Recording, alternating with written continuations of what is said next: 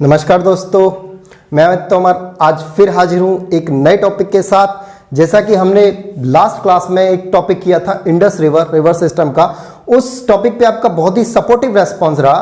तो आप ऐसे ही बस अपना सपोर्ट बनाए रखिए, मैं आपके लिए और ज़्यादा मेहनत करके अच्छे अच्छे टॉपिक लाता रहूँगा।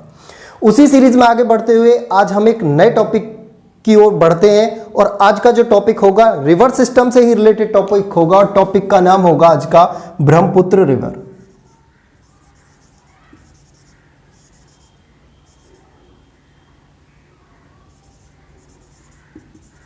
ब्रह्मपुत्र रिवर, जिसे आप कहते हो ब्रह्मपुत्र नदी,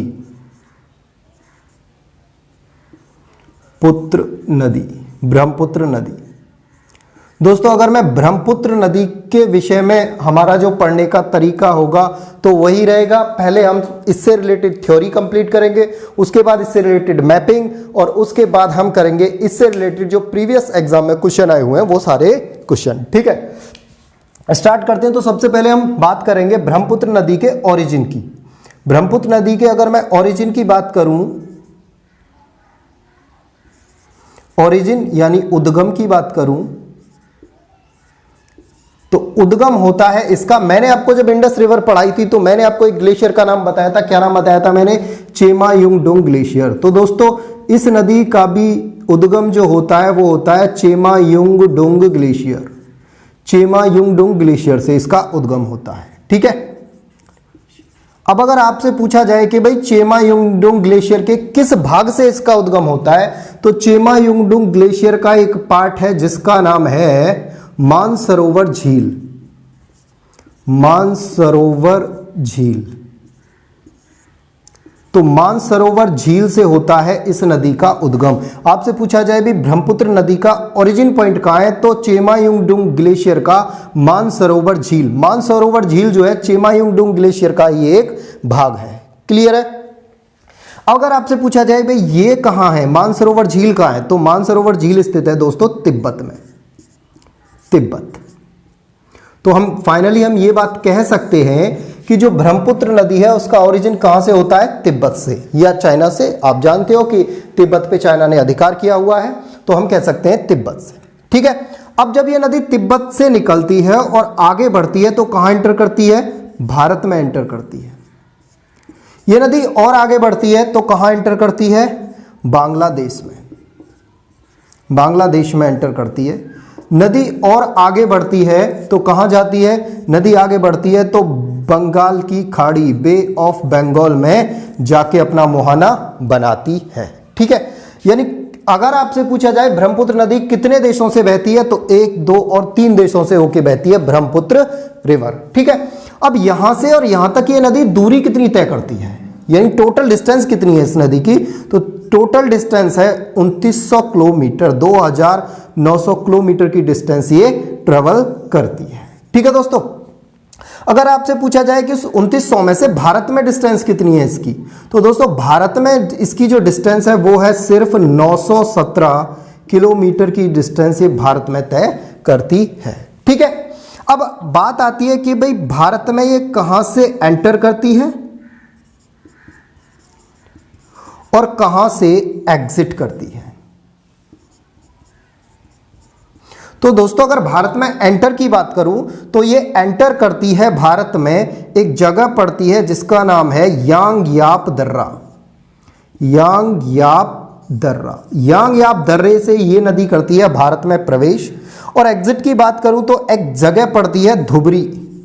धुबरी नामक जगह से ये भारत से बाहर निकलती है। ठीक है, यांगयाप दर्रा कहां है, तो दोस्तों यांगयाप दर्रा पड़ता है अरुणाचल प्रदेश में।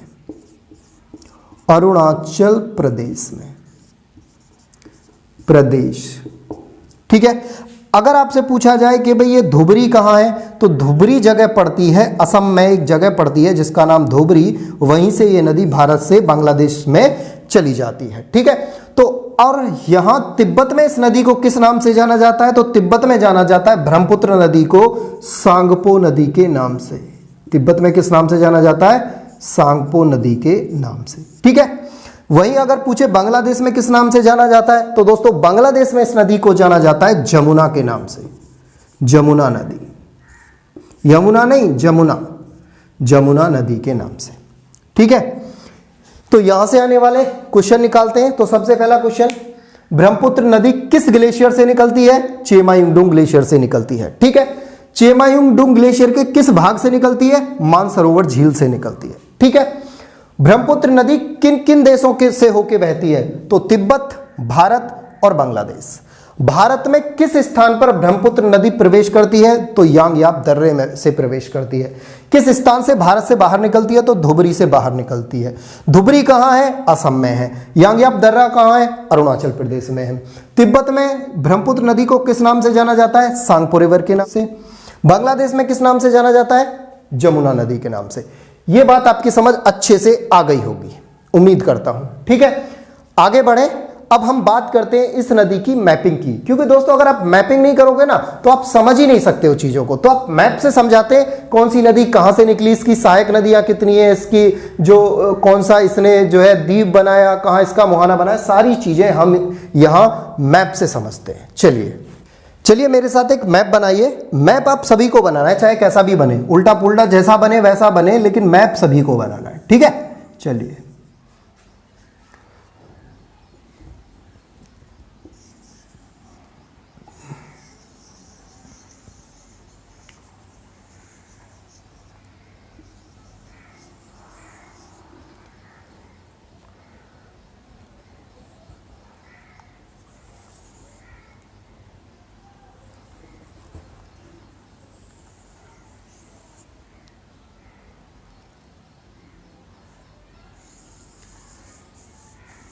ये इस तरह से होगा कुछ। ये हमारे नॉर्थ ईस्ट के 7 राज्य हो गए। ये पहला राज्य कौन सा? आप सब जानते हो। ये वाला जो स्टेट होगा ये होगा आपका अरुणाचल प्रदेश। इससे आगे बढ़ेंगे तो ये वाला जो स्टेट होगा नागालैंड। इससे आगे बढ़ेंगे तो मणिपुर, और इससे आगे बढ़ेंगे हम तो इससे आगे ये आपका एक स्टेट होगा जिसे हम कहते हैं मिजोरम, और यहाँ त्रिपुरा। यहाँ आपका एक स्टेट होगा इस तरह से जिसे कहा जाता है मेघालय। ठीक है, और ये वाला स्टेट आपका असम है। ठीक है, चलो मेघालय थोड़ा और नीचे बनाते हैं। यहाँ आपका होगा मेघालय। ठीक, ये वाला आपका असम, इस तरह से आपका त्रिपुरा हुआ। ठीक है, चलिए असम।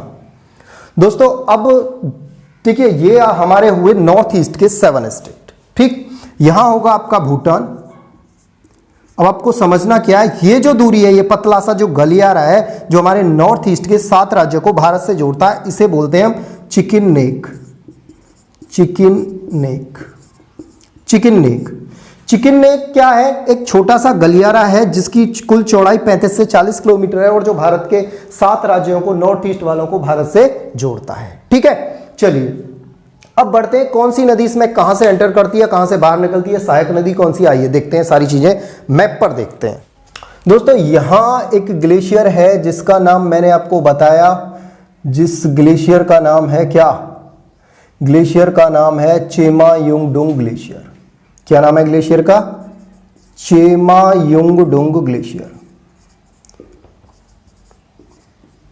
Glacier, glacier. इसी ग्लेशियर का एक पार्ट है क्या? मानसरोवर झील।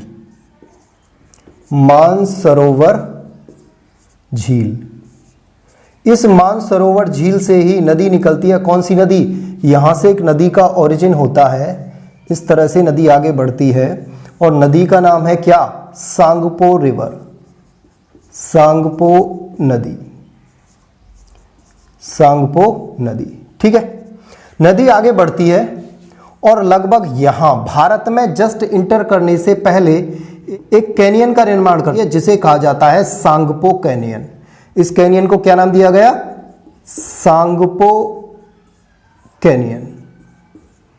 Canyon, Tsangpo canyon. दोस्तों मैं आपको कैनियन किसे कहते हैं ये मैं आपको लास्ट क्लास में बता चुका हूं, मेरी इंडस रिवर वाली जो क्लास थी। अगर आपने वो क्लास नहीं देखी है तो इस वीडियो के लिंक में उस क्लास का लिंक आपको मिल जाएगा इस वीडियो के डिस्क्रिप्शन में, तो आप वहां से वो क्लास जरूर देखें।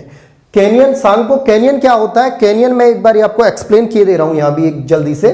देखो जब कोई नदी बहती है इस तरह से पहाड़ी क्षेत्र में, क्योंकि अगर मैं बात करूं ब्रह्मपुत्र रिवर की, तो ब्रह्मपुत्र रिवर बहुत ज्यादा पहाड़ी एरिया से नीचे की तरफ बहती है, तो इसका फ्लो जो होता है वो बहुत तेज होता है। तो जब ये तेज फ्लो के साथ बहती है तो ये जहां भी सॉफ्ट रॉक आती है यानी मुलायम चट्टान आती है, उस चट्टानों का क्षरण करना स्टार्ट कर देती है, यानी यहां से चट्टान हटा हटा के नीचे की तरफ अपने साथ बहा ले जाती है। तो इस तरह से शेप बन जाती है, कुछ इस तरह से। इस शेप को, ये जो शेप बनी इसे बोलते हैं V shaped valley. V shaped valley, ये वी शेप्ड वैली जब बड़ा रूप लेती है तो इसे बोला जाता है गॉर्ज, और ये गॉर्ज जब और बड़ा रूप ले लेता है इसे बोला जाता है कैनियन। बात समझ में आ गई? तो कैनियन क्या है? कैनियन है नदी द्वारा पहाड़ को काटकर बनाए गए रास्ते का बड़ा रूप। ऐसे मान के चलिए जैसे एक पहाड़ है और नदी यहां से बह रही है, इसके बीच से होकर नदी बह रही है, तो बीच वाला जो हिस्सा है ये तो पहाड़ का नदी ने काट काट के अपने साथ बहा के ले गई, लेकिन पहाड़ इधर से भी खड़ा हुआ है और इधर से भी खड़ा हुआ है, बीच से नदी जा रही है। तो यही जो आकृति बनेगी यही कहलाएगी आपकी पहले वी शेप्ड वैली, फिर आकृति और बड़ी होगी तो गॉर्ज, और उससे बड़ी होगी तो क्या कहलाएगी आपका कैनियन। बात समझ में आ गया? तो कैनियन, किस कैनियन का निर्माण करती है? एक सांगपो कैनियन का निर्माण करती है। ठीक है, उसके बाद ये एंटर करती है भारत में, और भारत में किस स्थान से एंटर करती है? ये भारत में एंटर करती है दोस्तों यांगयाप दर्रे से।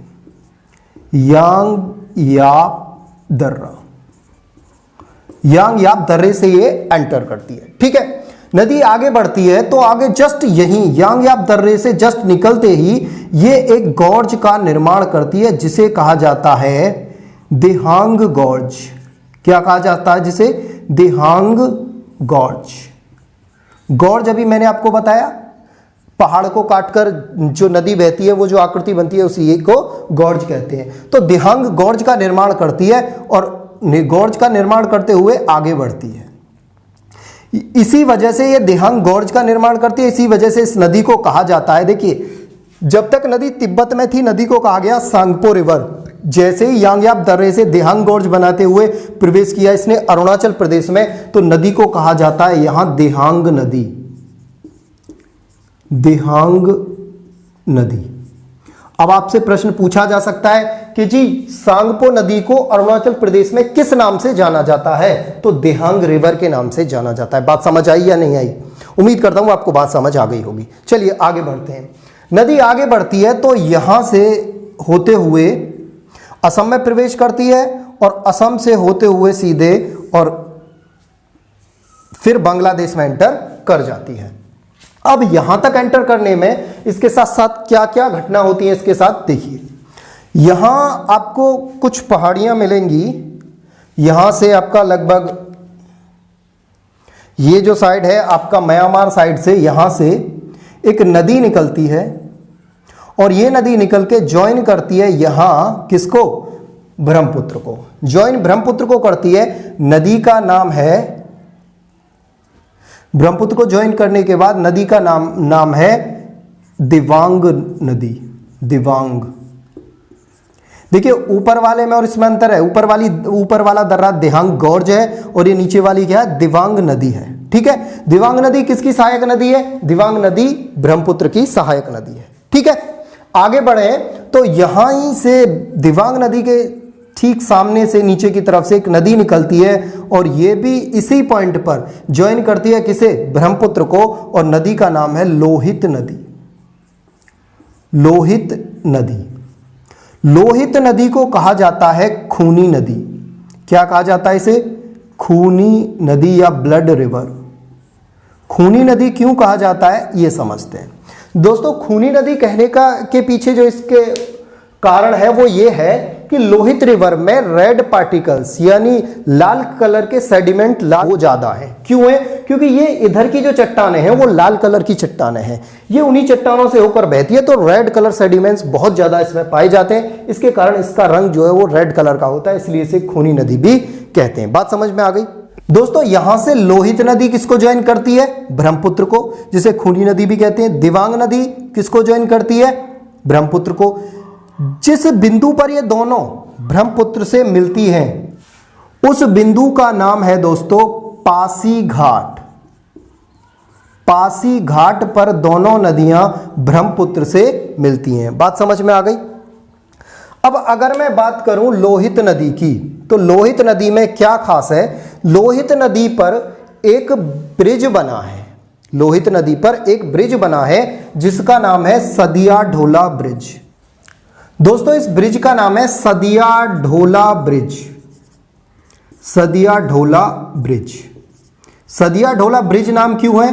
क्योंकि एक जगह पड़ती है सदिया और एक जगह पड़ती है ढोला। अरुणाचल प्रदेश और असम में दो जगह पड़ती है, एक सदिया और एक ढोला।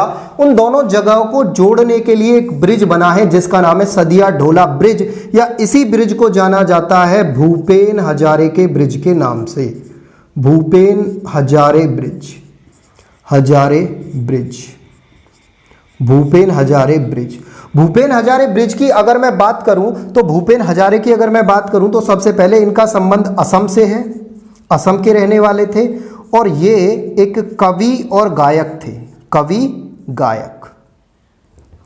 कवि गायक। इनको मिला था भारत रत्न। भारत रत्न इन्हें मिला था और इसीलिए इनको भारत रत्न मिला था और इसीलिए इस पुल का नाम इन्हीं के नाम पे रखा गया, भूपेन हजारे का ब्रिज। आपसे पूछा जाए जी भूपेन हजारे का ब्रिज किस नदी पर है, तो दोस्तों याद रखना लोहित नदी पे है। लोहित नदी पे है, ब्रह्मपुत्र नदी पे नहीं है। और लोहित नदी किसकी सहायक नदी है? ब्रह्मपुत्र की सहायक नदी है। बात समझ में आ गई? ठीक है। अब बात करें इस ब्रिज की, बात करें भूपेन हजारे ब्रिज की, तो यह भारत का सबसे बड़ा ब्रिज है। सबसे बड़ा नहीं, सबसे लंबा ब्रिज है, ऐसे बोल सकते हो आप। सबसे लंबा ब्रिज है। लंबा ब्रिज है जिसकी जो लंबाई है वो लगभग 9.15 किलोमीटर है। ठीक है दोस्तों, इतनी लंबाई के साथ ये भारत का सबसे लंबा नदी ब्रिज है। बात समझ में आ गई? चलिए आगे बढ़ते हैं दोस्तों। आगे बढ़ते हैं तो नदी आगे बढ़ती है और इस नदी का नाम जैसे ही ये असम में प्रवेश करती है इस नदी का नाम हो जाता है ब्रह्मपुत्र। बात समझ में आई? लिखने की आवश्यकता नहीं है मुझे। नदी का क्या नाम हो जाता है? ब्रह्मपुत्र। मैं यहां लिख रहा हूं ब्रह्मपुत्र। ब्रह्मपुत्र हो जाता है इस नदी का नाम जैसे ही ये असम में प्रवेश करती है। तो आपको याद रखना है जब नदी निकलती है तो तिब्बत में क्या नाम है इसका? सांगपो। प्रवेश करिए अरुणाचल प्रदेश में क्या नाम हो जाता है? दिहांग। फिर जैसे ही असम में प्रवेश करती है क्या नाम हो जाता है? ब्रह्मपुत्र रिवर। ठीक है। अब नदी आगे बढ़ती है तो आपने दो जगह सुनी होंगी यहां अरुणाचल प्रदेश में। एक जगह इस तरफ पड़ती है, इसका नाम है डिब्रूगढ़। डिब्रूगढ़ सुना होगा आपने खूब अच्छे से, डिब्रूगढ़। और इधर एक जगह पड़ती है, इस जगह का नाम है आपका डेमाजी। डेमाजी। इधर डिब्रूगढ़ एक जगह पड़ती है और इधर डेमाजी। दोनों की दोनों जगह कहां पड़ती हैं? असम में पड़ती हैं। इन दोनों जगहों को जोड़ने के लिए एक ब्रिज का निर्माण किया गया है। इन दोनों जगहों को जोड़ने के लिए एक ब्रिज का निर्माण किया गया है और इस ब्रिज का नाम है क्या? यहां एक ब्रिज बनाया गया है और इस ब्रिज का नाम है क्या? ब्रिज का नाम है दोस्तों बोगीबील ब्रिज। बोगीबील ब्रिज। आपसे पूछा जाए जी बोगीबील ब्रिज कहां है, तो बोगीबील ब्रिज असम में है। किस नदी पर है? यह है आपका ब्रह्मपुत्र नदी पर। बात समझ में आई? किस नदी पे है? ब्रह्मपुत्र नदी पर। क्लियर है? जब आप आगे बढ़ोगे तो ये इसी नदी पर आपको मिलेगा देखने के लिए क्या? एक द्वीप देखने को मिलेगा। यहां आपको एक द्वीप देखने को मिलेगा, नदी द्वीप, जिसका नाम क्या है? माजुली। माजुली। माजुली नदी द्वीप देखने को मिलेगा यहां। माजुली। माजुली एक नदी द्वीप है और जो विश्व का सबसे बड़ा नदी द्वीप है। आइए जानते हैं थोड़ा सा माजुली के बारे में। यह मैं रफ कर रहा हूं।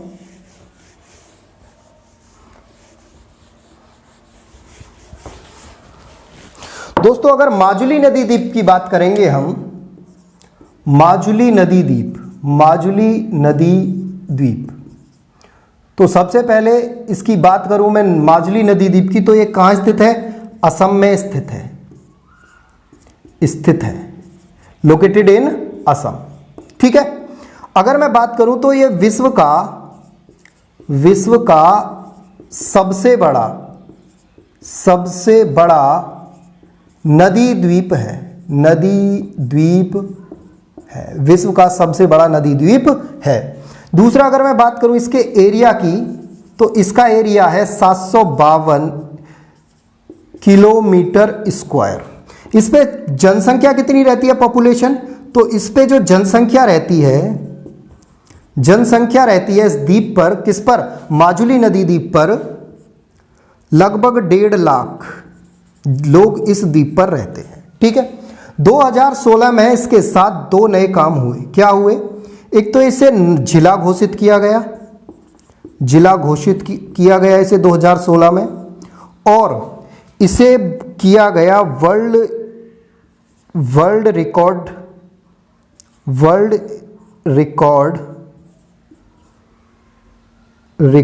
इसे वर्ल्ड रिकॉर्ड बुक में नामित किया गया। ठीक है। क्यों नामित किया गया? क्योंकि सबसे बड़ा नदी द्वीप है, माजुली नदी द्वीप। यहां तक की बात समझ आई? चलिए आगे बढ़ते हैं। ये बात अच्छे से समझ आ गई होगी आपकी। चलिए आगे देखिए। जब आप आगे बढ़ोगे तो लगभग यहां से आपका, मैं पेन चेंज किए ले रहा हूं, तो लगभग यहां से यहां नागालैंड वाले हिस्से में एक पहाड़ी पड़ती है जिसका नाम है लवासांग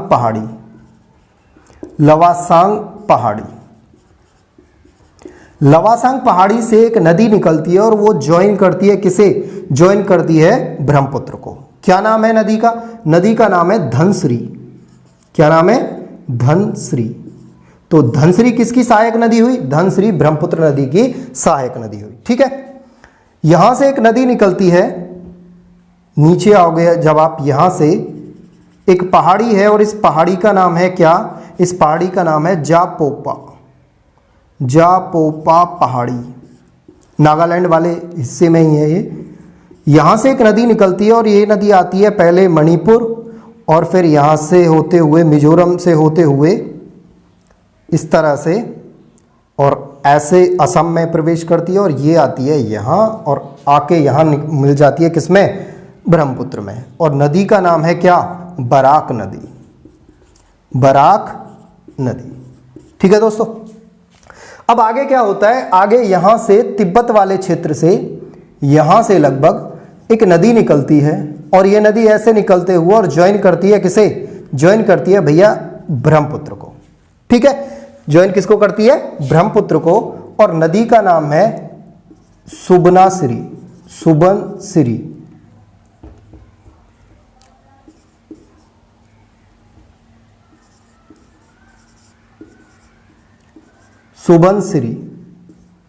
सुबनसिरी की अगर मैं बात करूं तो सुबनसिरी को ही कहा जाता है गोल्डन रिवर या गोल्ड रिवर या सुनहरी नदी। गोल्ड रिवर क्यों कहा जाता है? क्योंकि इसमें सोने के तरह के कलर के जो है रेतीली टाइप सी मिट्टी आती है, इसलिए इसको गोल्डन नदी कहा जाता है, गोल्ड रिवर कहा जाता है। इसके विषय में बता दूं, थोड़ा सा इसके विषय में समझ लेते हैं, सुबनसिरी नदी के विषय में। तो दोस्तों अगर मैं बात करूंगा सुबनसिरी नदी की, तो यह नदी इसकी ब्रह्मपुत्र की सबसे लंबी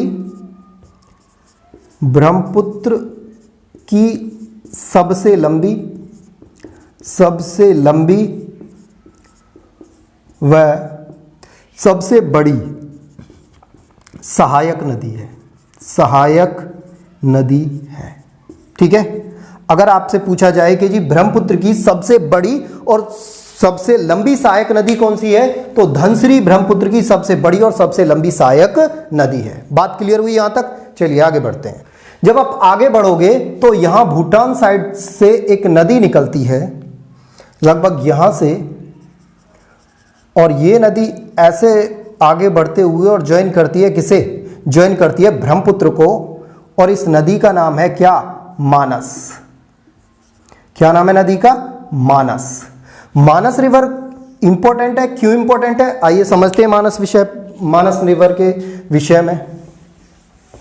देखिए दोस्तों, मानस रिवर का क्या है, अगर मैं बात करूं मानस रिवर की, मानस नदी की बात करूंगा, तो मानस नदी पर बना है, मानस नदी के किनारे यहां से जब बढ़ती है तो यहां असम में ही इस जगह पे यहां बना है मानस नेशनल पार्क। मानस नेशनल पार्क, नेशनल पार्क। दोस्तों मानस नेशनल पार्क जो है वो फेमस है किसके लिए, ये एक टाइगर रिजर्व भी है,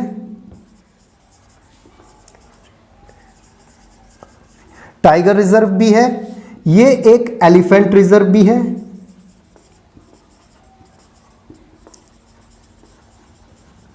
एलिफेंट रिजर्व भी है, और ये एक आपका इसे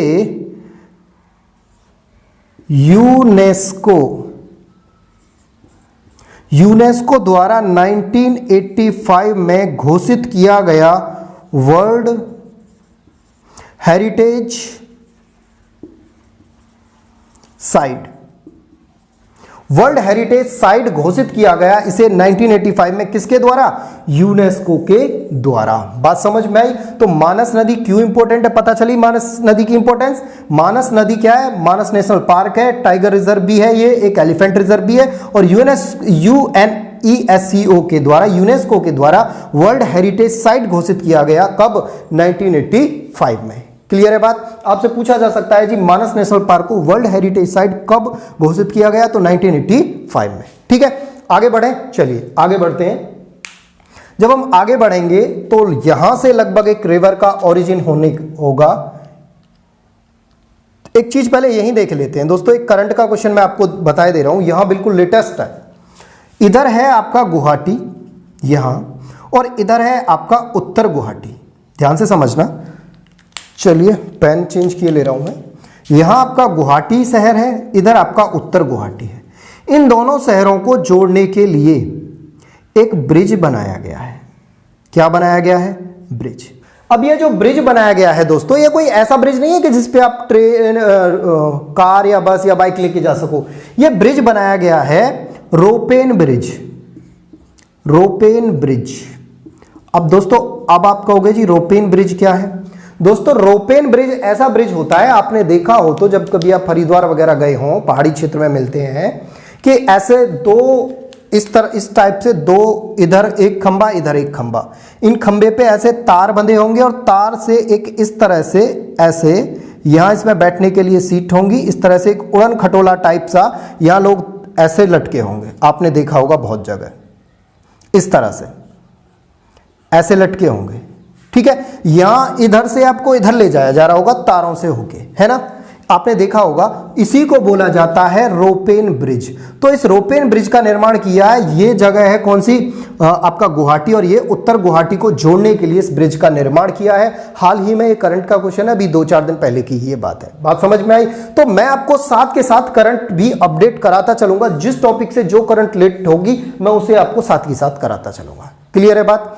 चलिए आगे बढ़ते हैं। तो यहां से एक रिवर का ओरिजिन होता है, यहां एक ग्लेशियर है, जिस ग्लेशियर का नाम है जेमू ग्लेशियर। क्या नाम है, जेमू ग्लेशियर। जेमू ग्लेशियर से एक नदी का ओरिजिन होता है, और नदी इस तरह से होते हुए और यहां आके मिल जाती है किसमें, ब्रह्मपुत्र में। नदी का नाम क्या है, नदी का नाम है तीस्ता नदी, तीस्ता नदी। अब दोस्तों तीस्ता नदी इंपॉर्टेंट है, क्यों इंपॉर्टेंट है अभी बताता हूं मैं।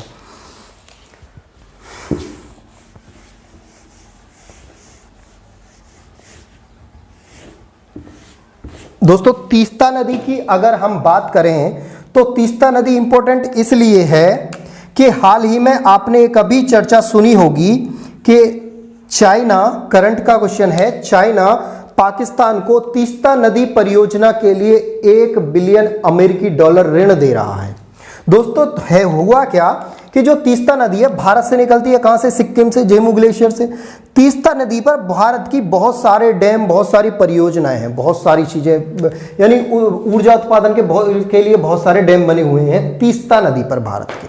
ठीक है, अब तीस्ता नदी का जो पानी है वो भारत जो है बांग्लादेश की तरफ बहुत ही कम मात्रा में जाने देता है। ठीक है।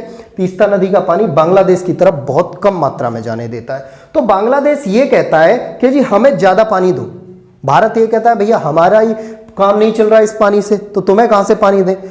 तो इसी को लेके चाइना ने बांग्लादेश को ऋण दिया है, इसी के लिए कि यहाँ पे डैम और बहुत सारी चीजें बनाने के लिए एक परियोजना है, तीस्ता रिवर परियोजना बांग्लादेश की। तो बांग्लादेश ने चाइना से $1 बिलियन अमेरिकी डॉलर का ऋण लिया है इस परियोजना के लिए। तो बात समझ में आई, करंट का क्वेश्चन है ये भी। चलिए तो जानते हैं तीस्ता नदी। तो सबसे पहले तो तीस्ता रिवर की बात करें, तीस्ता नदी की अगर मैं बात करूं तो तीस्ता नदी है विवादित। विवादित किस किस के बीच विवादित है, तो भाई आप जानते हो भारत बांग्लादेश, भारत और बांग्लादेश, बांग्लादेश, भारत और बांग्लादेश के बीच विवादित है। हाल ही में चीन ने तीस्ता नदी परियोजना के लिए, तीस्ता नदी परियोजना के लिए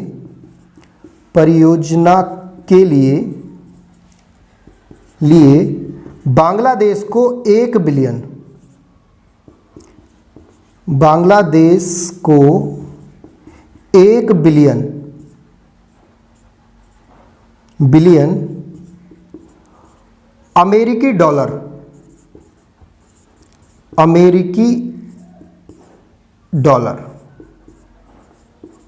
का ऋण दिया है,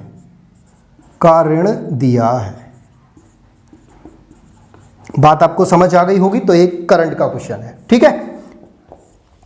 चलिए आगे बढ़े। चलिए अब जब दोस्तों आगे बढ़ेगी ये नदी इस तरह से, तो ये वाली नदी तो यहां ऐड हो जाएगी ऐसे यहां। अब यहां से एक रिवर आती है इस तरह से, ये जिसका नाम है क्या, जिसका नाम है पद्मा। अब ये पद्मा कौन सी रिवर है भाई, आपने गंगा नदी सुनी होगी, सुनी क्या, पता होगा आपको गंगा नदी के बारे में। तो गंगा नदी जब गोदावरी घाट पश्चिमी बंगाल में आके 2 धाराओं में बढ़ जाती है, एक पद्मा है और एक हुगली। तो हुगली नदी बे ऑफ बंगाल में चली जाती है, पद्मा आ जाती है बांग्लादेश में। तो दोस्तों इन दोनों का मिलन होता है, ये हुगली नदी मिल जाती है किसके साथ, यहाँ ये संयुक्त धारा बनाती है और इस जगह का नाम है ये ब्रह्मपुत्र रिवर, और ये वाली नदी संयुक्त धारा बनाती है किस जगह पे, जगह का नाम है चांदपुर। चांदपुर। एक पॉइंट और आपको याद रखना है कि ये जो नदी है, कौन सी नदी, ये जो ब्रह्मपुत्र नदी आ रही है, जैसे ये नदी यहां से आगे होती है यानी बांग्लादेश में एंटर करती है, बांग्लादेश में इस नदी का नाम हो जाता है जमुना। जमुना, ठीक है दोस्तों। तो इस नदी के कितने नाम हुए, कुल मिला के 4 नाम हो गए इस नदी के। सबसे पहले क्या नाम था, सांगपो नदी। फिर जैसे ही अरुणाचल प्रदेश में एंटर हुई दिहांग रिवर, जैसे ही असम में एंटर हुई क्या नाम हो जाएगा, ब्रह्मपुत्र रिवर, और जैसे ही बांग्लादेश में एंटर हुई क्या नाम हो जाएगा, जमुना रिवर। ठीक है। इधर से पद्मा नदी इसमें मिली कहां पे, चांदपुर नामक जगह पर, बांग्लादेश में ही पड़ता है ये चांदपुर। और इससे आगे ये दोनों एक संयुक्त धारा के रूप में आगे बढ़ती हैं और दोनों फिर उसके बाद इसका एंड हो जाता है कहां, एंड हो जाता है इसका बे ऑफ बंगाल में, बंगाल की खाड़ी में हो जाता है इसका अंत। लेकिन अंत से पहले क्या होता है, थोड़ा इसे ऊपर बनाता हूं मैं। अंत से पहले दोस्तों ये होता है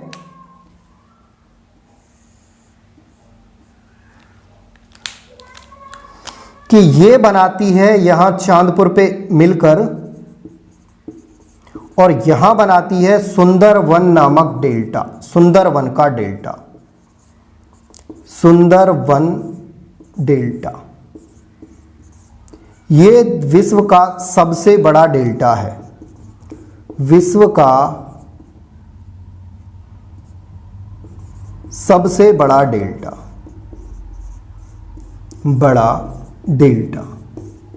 और विश्व का सबसे बड़ा डेल्टा बनाते हुए इसका एंड हो जाता है कहां, एंड हो जाता है बे ऑफ बंगाल, बंगाल की खाड़ी में यह अपना मुहाना बनाती है। दोस्तों यहां आपको एक बात और याद रखनी है कि इधर से आती है नदी पद्मा और इधर से ब्रह्मपुत्र। इन दोनों का जहां मिलन होता है वो स्थान कौन सा कहलाता है, चांदपुर है वो स्थान। उसके बाद जब ये दोनों नदी आगे बढ़ती है, इनकी संयुक्त धारा जब आगे बढ़ती है तो इसे बोला जाता है मेघना, इनकी संयुक्त धारा को क्या बोला जाता है? मेघना। और मेघना जाके मेघना का एंड कहाँ होता है? एंड हो जाता है इसका बंगाल की खाड़ी में, अपना माउथ बनाती है यानी मुहाना बनाती है, सुंदरवन का डेल्टा बनाते हुए। बात समझ आ गई? तो ये था दोस्तों पूरा आपका ब्रह्मपुत्र रिवर के बारे में, पूरा रिवर सिस्टम मैंने आपको समझाया। उम्मीद करता हूं आपको बहुत अच्छे से समझ आया होगा। अब हम इससे आने वाले प्रीवियस ईयर के क्वेश्चंस देखते हैं। तो सबसे पहले प्रश्न बनता है ब्रह्मपुत्र रिवर को और किस किस नाम से जाना जाता है? तो ब्रह्मपुत्र रिवर को किस किस नाम से जाना जाता है? सांगपो रिवर कहां बोला जाता है? तिब्बत में। दिहांग रिवर कहां बोला जाता है? अरुणाचल प्रदेश में। और जमुना रिवर कहां बोला जाता है? बांग्लादेश में। क्लियर है? और असम में बोला जाता है ब्रह्मपुत्र। ठीक। ब्रह्मपुत्र रिवर का ओरिजिन पॉइंट कहां है? तो ब्रह्मपुत्र रिवर निकलती है चेमायुंगडुंग ग्लेशियर से, और ग्लेशियर के किस भाग से? मानसरोवर झील से। ठीक है। ब्रह्मपुत्र नदी की इधर वाली जो नदियां हैं, इधर की जो नदियां, इन्हें बोलेंगे हम लेफ्ट ट्रिब्यूटरी यानी बाईं तरफ की सहायक नदियां, और जो इधर वाली नदियां इन्हें बोलेंगे हम राइट ट्रिब्यूटरी यानी दाईं तरफ की सहायक नदियां। ब्रह्मपुत्र नदी की सबसे बड़ी व सबसे लंबी सहायक नदी कौन सी है? तो आपका आंसर क्या होगा? सुबनसिरी। सुबनसिरी को क्या कहा जाता है? गोल्ड रिवर भी कहा जाता है। ठीक है। खूनी नदी किसे कहा जाता है? लोहित नदी को कहा जाता है। लोहित नदी पर कौन सा ब्रिज बना है? लोहित नदी पर कौन सा ब्रिज बना है? लोहित नदी पर ब्रिज बना है भूपेन हजारिका ब्रिज। ठीक है। कहां बना है? लोहित नदी पर। ये मैं डैश किए दे रहा हूं यहां पे। यहां ब्रिज बना है ये वाला, और इसको नाम दिया गया Bhupen Hazarika bridge. Bhupen Hazare bridge. Bhupen Hazare bridge. ठीक है। आगे बढ़ेंगे तो आगे आपसे पूछा जाए कि जो लोहित नदी है वो ब्रह्मपुत्र से कहां मिलती है? पासीघाट पे। ठीक है। डिब्रूगढ़ और धेमाजी को किस ब्रिज के द्वारा जोड़ा गया है? बोगीबील ब्रिज के द्वारा जोड़ा गया है। ठीक है। भूपेन हजारे ब्रिज की लेंथ क्या है? 9.15 किलोमीटर है, जो भारत का सबसे लंबा नदी रिवर है। ठीक है। उसके बाद माजुली नदी द्वीप विश्व का सबसे बड़ा नदी द्वीप है, और ये कौन सी नदी बनाती है? ये ब्रह्मपुत्र नदी बनाती है। कहां बनाती है? असम में। देखो दोस्तों एक चीज और यहां मैं आपको समझा दूं, ये जो क्या कारण होता है कि ये नदी के बीच में इस तरह से ये द्वीप बन गया एक। देखो ध्यान से समझो, मैंने बताया आपको कि ब्रह्मपुत्र नदी का जो पानी का बहाव है वो ऊपर से नीचे की तरफ है, तो इसके बहाव की स्पीड बहुत ज्यादा है, बहुत तेजी के साथ बहता है। ये जब बहुत तेजी के साथ बहता है तो ध्यान से समझना, इस तरह से कुछ जैसे मान के चलिए एक रिवर फ्लो हो रही है इस तरह से यहां से। ठीक है। ऐसे एक रिवर बह रही है, नदी का पानी ऐसे बह रहा है। तो जब ये नदी का पानी बहुत तेजी के साथ बहेगा तो ये नदी का पानी क्या करेगा? अपने साथ बहुत सारे पहाड़ के टुकड़े भी लेके आएगा। हाँ या ना? लाएगा बिल्कुल। अब क्या हुआ कि नदी जैसे ही मैदानी भाग पे आई, यहां के मैदानी भाग पे आई तो ये नदी के जो टुकड़े होंगे ये एक जगह रुक जाएंगे। इसी के ऊपर जब एक जगह ये रुक गया तो पानी क्या करेगा? पानी इधर से निकलना स्टार्ट कर देगा ऐसे। अब एक टुकड़ा रुका, उसके पीछे एक और रुका, उसके पीछे एक और पत्थर रुका, उसके पीछे एक और पत्थर, और ऐसे ऐसे रुकते रुकते बहुत सारे पत्थर रुक गए। अब नदी क्या करेगी? नदी ये करेगी कि नदी का भाव इधर से ना होकर अब ऐसे होने लगेगा, नदी ऐसे बहने लगेगी, यानी बीच में नदी क्या करेगी? खाली जगह छोड़ने लगेगी। तो यही क्या कहलाएगा? ये जो बीच बना ये वाला, यही क्या कहलाएगा? ये जो पत्थर रुके इनसे जो एक बना यही कहलाएगा द्वीप, नदी द्वीप। बात समझ में आई? यही क्या कहलाएगा? नदी द्वीप। कहानी समझ आई कैसे बना माजुली नदी द्वीप, विश्व का सबसे बड़ा द्वीप? क्लियर है? चलिए आगे, जो सांगपो नदी है वो कौन सा कैनियन बनाती है? सांगपो कैनियन बनाती है। कहां बनाती है? सांगपो कैनियन बनाती है। कौन से क्षेत्र में बनाती है? तिब्बत वाले क्षेत्र में बनाती है। सांगपो रिवर भारत में प्रवेश कहां से, किस स्थान से करती है? तो भाई भारत में प्रवेश करती है किससे? यांग्याप दर्रे से। ठीक है। अगला प्रश्न, सांगपो नदी जो है कौन सा गोर्ज बनाती है? दिहांग गोर्ज बनाती है। कहां बनाती है दिहांग गोर्ज? दिहांग गोर्ज बनाती है कहां? अरुणाचल प्रदेश में। अरुणाचल प्रदेश में किस नाम से जाना जाता है? दिहांग नदी के नाम से। ठीक है। उसके बाद रोपेन ब्रिज बना है। रोपेन ब्रिज कहां बना है? रोपेन ब्रिज बना है गुवाहाटी और उत्तर गुवाहाटी को जोड़ता है। ठीक है। मानस नदी क्यों फेमस है? क्योंकि यहां पे बना है मानस नेशनल पार्क। किस लिए फेमस है मानस नेशनल पार्क? टाइगर रिजर्व भी है और हाथी रिजर्व भी है। ठीक है। आगे जमुना और आपका पद्मा किस स्थान पर मिलती है? तो ये दोनों मिलती हैं चांदपुर पर। कहाँ है चांदपुर? बांग्लादेश में। सुंदरबन का दुनिया का सबसे बड़ा डेल्टा बनाती है और उसके बाद BOB यानी एंड हो जाता है बंगाल की खाड़ी में। तो दोस्तों आपको ये वीडियो पसंद आई होगी, उम्मीद करता हूं। जो भी आपके व्यू हो, जो भी आपकी कमेंट हो, जो भी आपको लगे कि इस वीडियो के बारे में मुझे ऐसा लिखना चाहिए, वो आप मुझे कमेंट बॉक्स में जरूर कमेंट करें, क्योंकि अगर कुछ कमी होगी तो जब तक आप बताओगे नहीं मैं इसे दूर कैसे करूंगा। अगर कुछ कमी भी है तो आप उसे कमेंट बॉक्स में जरूर कमेंट करें, ठीक है। चलिए, मैं आपके लिए ऐसे ही नए नए टॉपिक, अच्छे अच्छे टॉपिक लेके आता रहूंगा। तब तक आप घर पे रहिए, सुरक्षित रहिए और पढ़ते रहिए, ठीक है। चलिए मिलते हैं अगली क्लास।